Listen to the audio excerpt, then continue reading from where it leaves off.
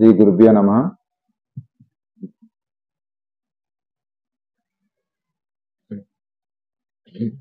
గురుర్బ్రహ్మం గురుర్విష్ణుం గురుదేవ మహేశ్వరః గురు సాక్షాత్ పరం బ్రహ్మ తస్మై శ్రీ గురువే నమః. ఈ వేదిక పైన ఉన్న గురువులకి, నాకు ఇక్కడికి ఆహ్వానించిన ముఖ్య అధ్యక్షులు కృష్ణమూర్తి బాబు సద్మన్యమ్మ గారికి, వాళ్ళ సంఘ సభ్యులకి, ఇక్కడికి వచ్చిన ఆత్మస్వరూపులందరికీ నా హృదయపూర్వక పాదాభివందనాలు. ఈరోజు గురువు గారు చెప్పారు, ఎల్లాజీ బాబు గారు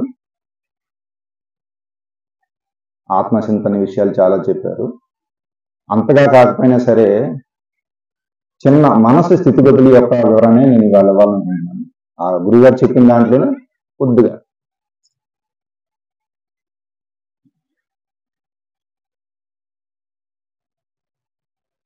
ఒక జీవుడు అంటే మనం, జీవుడు అంటే ఎవరో కదా, మనమే.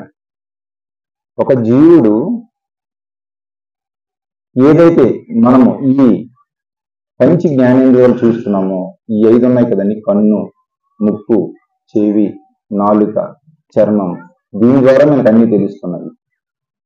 ఇది మనసులో నిగ్రహించకపోతే ఈ జీవుడు అంటే మనము ఎలా పతనం అవుతున్నాడో దాని వివరణ మీకు ఈరోజు నేను వివరించాలనుకుంటున్నాను. అదేంటంటే, ఎంత పెద్ద దీపానికైనా వెనక చీకటి ఉన్నట్టే ఇంత పెద్ద గొప్ప మానవ జన్మకి మాయ ఉంచాడు పరమాత్మ. ఎందుకంటే సృష్టి జరగాలి కాబట్టి. ఈ మాయని ఎలా జయించాలనేది మహాత్ములు, ఋషులు ఎన్నో విధాలుగా గురువులు మనకు చెప్తున్నారు. ఈ మాయ కేవలము పంచేంద్రియ వలనే కలుగుతుంది. పంచేంద్రియాలు అంటే ఏదో కాదని ఇక్కడ జ్ఞానేంద్రియాలే. శబ్ద, స్పర్శ, రూప, రసగంధాదులతో కూడిన చెవి, చర్మము, కన్ను, నాలుక, ముక్కు, ఇవన్నీ జ్ఞానేంద్రియాలతో ఆస్వాదించిన శబ్ద, స్పర్శ, రూప, గంధాదుల వల్లనే ఈ మాయ అనేది ఆవరిస్తుంది. అందుకోసమనే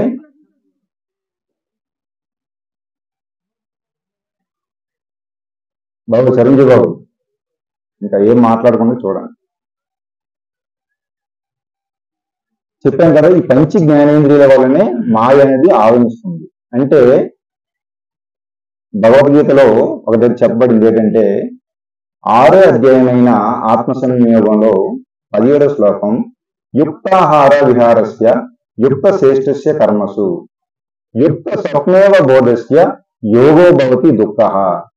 అంటే ఇక్కడ చూడండి, కొన్ని విషయాలు ఎలా చెప్పుకుంటూ మహాత్ములు చెప్పారంటే మన గురువుల ద్వారా, యుక్తాహార విహారస్య అంటే ఆహార నియమాలను, అంటే మనం తీసుకునే ఆహారం ఉంది, అన్నము ఏదైనా సరే, ఆ ఆహార నియమాల పట్ల క్రమంగా ఉన్నవాడు.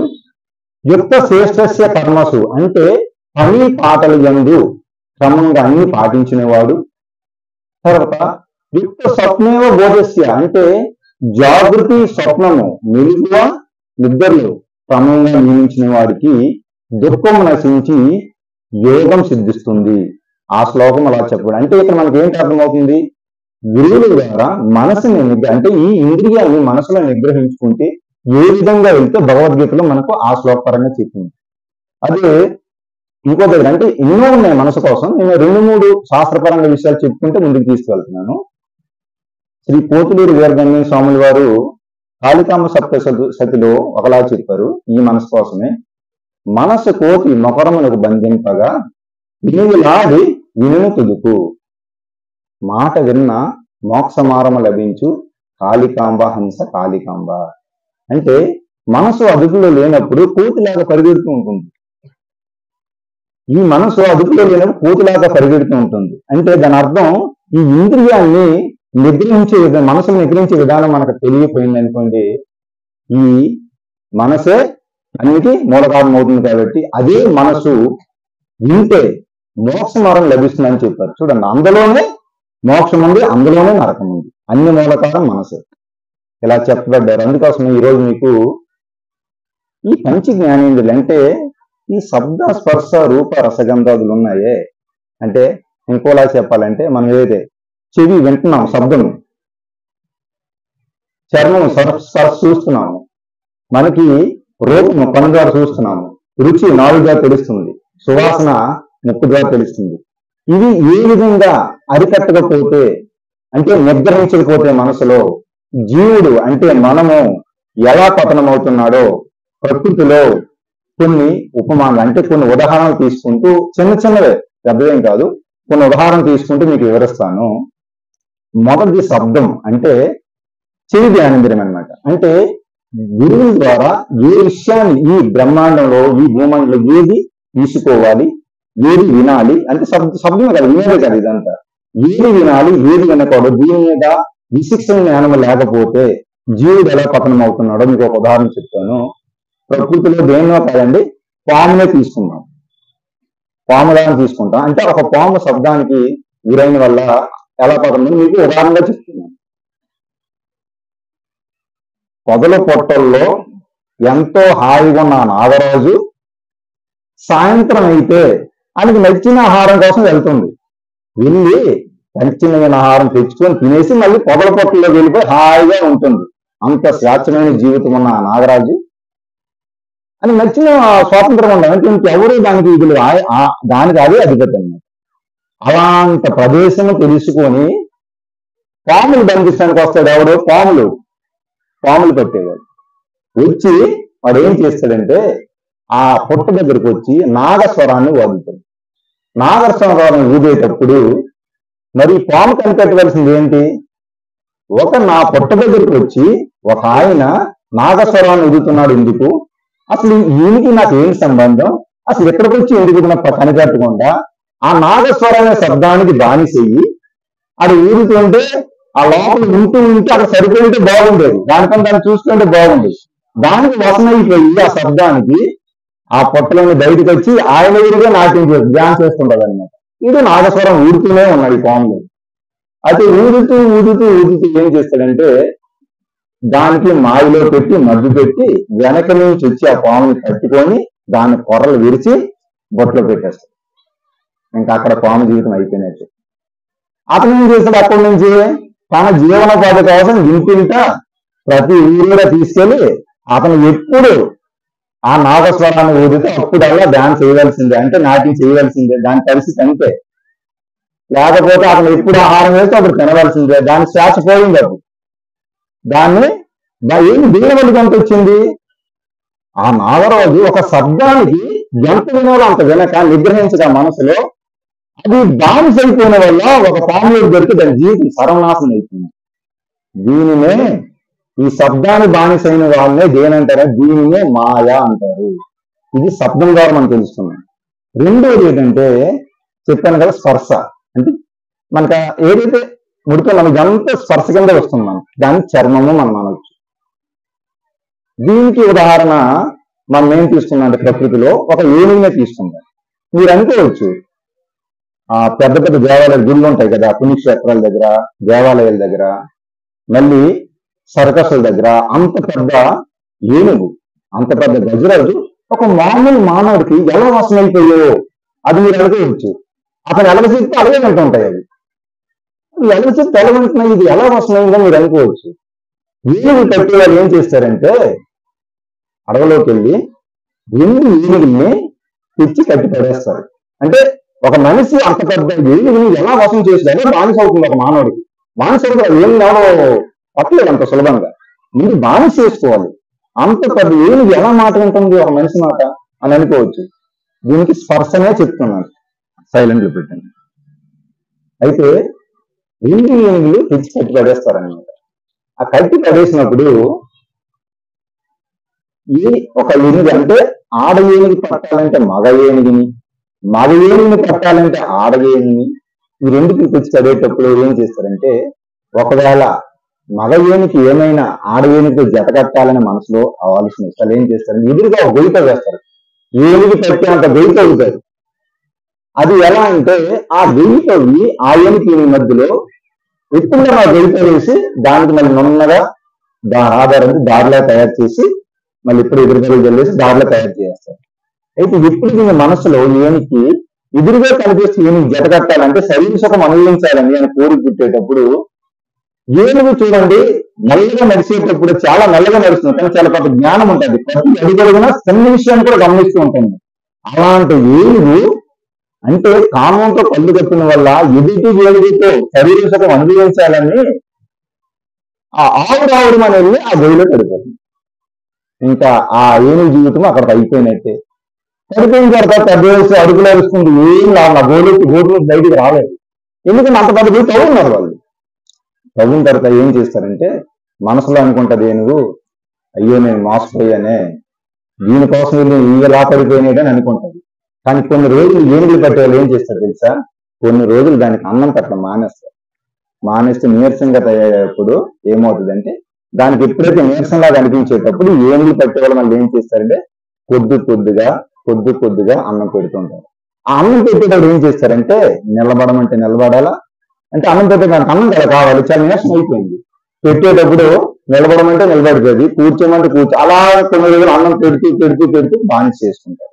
అంటే అప్పుడు మనిషి మాత్రం వింటుంది. అది ఆ విన్న తర్వాత బయటికి తీసుకొచ్చి దానికి ఏ పనులు దాంతో చేయించుకోవాలో అన్ని దేని వల్ల వచ్చింది, శరీర సుఖం. ఈ స్పర్శకి బానిస అయిన వల్ల ఏనుగు అంత గజరాజు ఒక మానవుడికి ఎలా బానిస అయిపోయింది చూడండి.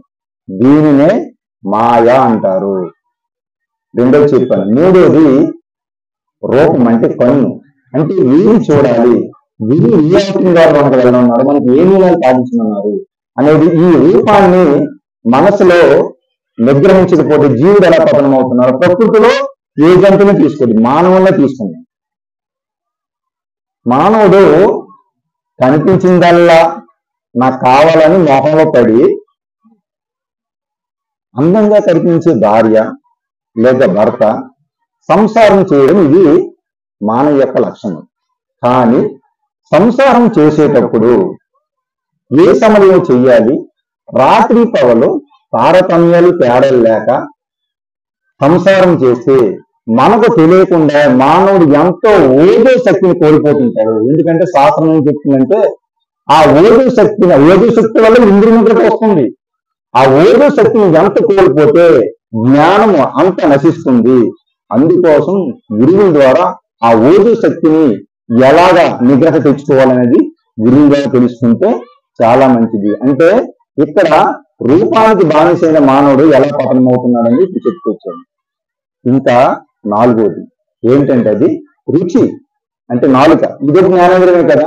ఈ రుచిని ఎంతవరకు ఆస్వాదించాలి, ఎంతవరకు ఆ మనసును నిగ్రహించిపోతే జీవుడు ఎలా పతనం అవుతున్నాడో మనకు ఉదాహరణ ఏం తీసుకుని తుమ్మిదిని తీసుకుందాం. ఈ తుమ్మిదికి ఉదయము సూర్యుడు ఉదయించగానే పువ్వులు అంటే పుష్పంలో ఏదైతే మకరందం వస్తుంది కదా, మకరందాన్ని తాగడానికి బయలుదేరుతుంది తుమ్మిద. వెళ్ళేటప్పుడు ప్రతి పువ్వులో మకరందాన్ని స్వీకరిస్తూ అలాగ ఒక్కొక్క పువ్వులు అలాగ వెతుక్కు వెళ్తూ స్వీకరిస్తూ ఆనందంగా తాగుతూ ఎక్కడైతే ఎక్కువ రుచి ఉంటుందో అక్కడికి వచ్చి వాడిపోతుంది. అదేం చేస్తుందంటే ఆ పువ్వులో ఉన్న మకరందం తాగుతూ కానీ పుష్పానికి అంటే పువ్వుకి ఒక సిద్ధాంతం ఉంది. ఏంటంటే సూర్యుడు ఉదయిస్తే పువ్వు ఇలా వికసిస్తుంది, కానీ అసలు మీకు తెలియకుండా ఇలా మూచుకుపోతుంది. సాయంత్రం అయితే ఆ పువ్వుకు ఒక సిద్ధాంతం, మకరందాన్ని ఇచ్చే పువ్వులు. అయితే ఎప్పుడైతే ఈ రుచిగా ఎక్కువ ఉండాలి కదా గట్టి మీద ఆ తాగుతూ సమయం మర్చిపోతుంది అనమాట. అంటే సాయంత్రం సాయంత్రం అయితే పువ్వు మూసుకుపోతుంది. ఆ విషయం మర్చిపోయింది. ఎందుకు? ఈ రుచికి బానిసైన వాళ్ళు తినేద ఆ తాగుతూ సాయంత్రం అయ్యేటప్పుడు సూర్యుడు అస్తమించడానికి ఆ పువ్వు ఎలా మూసుకుపోతే ఈ తినేద ఆ పువ్వులో ఇరికిపోయి గిలగల కొట్టుకొని చనిపోతుంది అందులోనే. దేనికి దాని అర్థం ఏంటి? ఒక రుచికి బానిస అయితే అంటే దాన్ని ఒకవేళ ఆ ఎక్కువ రుచిగా ఉన్నది కాకుండా ఒక్కొక్క పువ్వు దగ్గరికి వెళ్ళి ఒక్కొక్క మకరందాన్ని స్వీకరిస్తే జీవితం అంటే ఆనందంగా బాగుండదు కదా. ఎక్కువ రుచి ఉందని అందులో ఉండిపోయి గిలగల కట్టుకొని చనిపోయింది. దేనికి? రుచికి బానిస అయిన వల్ల. దీనినే మాయ అంటారు. చివరిగా చెప్పేది ఏంటంటే ముక్కు అంటే జ్ఞానేంద్రియం. మనము సువాసనని ఎంతవరకు తీసుకోవాలి? ఒకవేళ దీనికి బానిస అయితే జీవుడు ఎలా పతనం అవుతున్నాడో ఒక ప్రకృతిలో ఏమో కదా మళ్ళీ పామునే తీసుకుందాం.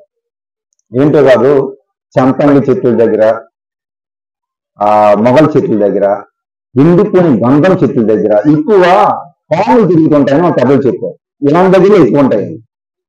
మీరు చూడండి, బాగా ఎండిపోయిన గంధం చెట్టు దగ్గరికి చూస్తే అడవులో మనము పాములు దాన్ని చనిపోయి చెట్టుకే వేలబడుతున్న పాములు చనిపోయి అస్థిపింజాలు ఉంటాయి, అంటే విరుగుతూ ఉంటాయన్నమాట. మనం అనుకోవచ్చు ఈ చెట్టు మీద పాములు ఇలా చనిపోని అనుకోవచ్చు. అక్కడ ఏంటంటే బాగా ఎండిపోయిన చెట్టు మీద ఆ సువాసన వస్తుంటది. ఆ పాములు దానిపైన దాని ఆ రమ్ముకు చుట్టుగా ఉండిపోయి ఆ సువాసనని ఆస్వాదిస్తుంది, దాన్ని మానసైపోయినాయి. కానీ సాయంత్రం ఆహారంకి వెళ్ళాలి కదా, పాము తెచ్చుకుంటే కదా మళ్ళీ బతకగలుగుతుంది. ఈ సువాసన బానిసైన వల్ల సాయంత్రం ఆహారం కూడా లెక్క చేయకుండా ఎప్పుడు ఆహారం కోసం సాయంత్రం వెళితే ఈ సువాసనకు దూరం అయిపోతానని దాన్ని మర్చిపోయి కూడా చూడండి, తాగినది ఎలా ఉంటాడు, మత్తులో ఉంటాడు, అలాగనమాట. ఆ సువాసన బానిస అయిపోయి ఆ చెట్టు మీద చనిపోతాయి. అలాగే అంటే ఒక సువాసన ఎంత తీసుకోవాలి అనేది తెలియకపోతే బానిస అయితే జీవుడు ఎలా పతనం అవుతున్నాడో దీని ద్వారా తెలుస్తున్నాం. అంటే దీని ద్వారా మనకి ఏంటి అర్థమైంది, మనము మాయలో పడుతున్నాం అనుకుంటున్నాం, కానీ మాయలో పడేదానికి ముందు కన్నా ఈ పంచ జ్ఞానేంద్రియాన్ని ఎలా ఆస్వాదించాలి, ఎంతవరకు మనం అదుపులో పెట్టుకోవాలి అనేది గురువుగా తెలుసుకుంటే చాలా ఉత్తమని ఇవి వివరించాను. కానీ ఈ పంచ జ్ఞానేంద్రులకు ఈ చిన్న విషయాలు మీకు అనుకోవచ్చు, కానీ ఈ పంచ జ్ఞానమే మనసులో నిగ్రహించుకుంటే నాయన మీరు చాలా చిన్న విషయాలు చెప్పారు, బాగానే చెప్పారు అనుకోవచ్చు. ఒకవేళ ఇవి మీకు చిన్న విషయాలు అనిపిస్తే మీరు నిజంగా మనోనిగ్రత కలిగిన మనసులో అయిపోయినట్టే నేను అనుకుంటాను. అలాగా ఎందుకంటే ఈ ఇంద్రియాలను నిగ్రహించడం అంత సులభం కాదు. ఇంద్రియాలను నిగ్రహించాలంటే గురువు దగ్గరికి వెళ్ళి గురు సూత్రం ఎరిగి ఆ యమనియమాలతో పాటిస్తే గాని మనకు మనసులో నిగ్రహించుకోలేదు. అంత సులభమైతే కాదు, మనకు కనిపించేంత చెప్పినంత సులభమైతే కాదు. ఇంద్రియాలు అంత బలమైనది కూడా చెప్తారు. అందుకే పూర్వం నుంచి మన ఋషులు ఈ ధర్మాన్ని ఎందుకు తెచ్చుకున్నారు, రాజయోగ ధర్మాన్ని. అందరూ గృహస్థ ధర్మంలోనే కదా ఉన్నారు. ఈ గృహస్థ ధర్మంలో ఉన్న వాళ్ళు ఈ రాజయోగ ధర్మాన్ని ఎందుకు ఎంచుకున్నారు అంటే, ఈదైతే మీరు అనుకోవచ్చు నాయన మళ్ళీ ఇక్కడ రాజయోగ ధర్మం అన్నారు కదా, అసలు రాజయోగం అంటే ఏంటి అని మీరు అనుకోవచ్చు. రాజయోగం అంటే ఏంటో కదా చూడండి, మనసు ఎంత అంటే ఇప్పుడు మీకు వివరించే విషయాల్లో మనసు ఎంత మూల కారణమైందో చూడండి. అంటే